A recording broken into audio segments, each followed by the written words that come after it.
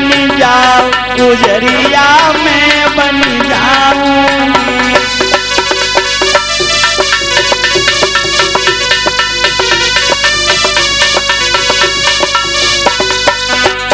ये भगवान के पावन पांडाल में तालियों की कड़ाहट होनी चाहिए बड़े प्रेम से।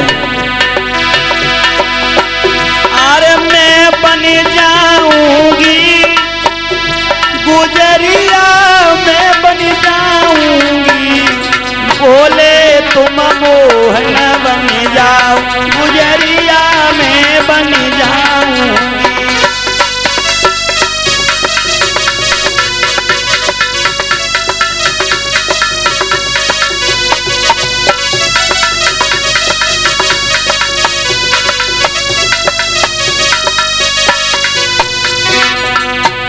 ए भोले बाबा, अरे माथे की बिंदिया भोले तुम ले आइयो,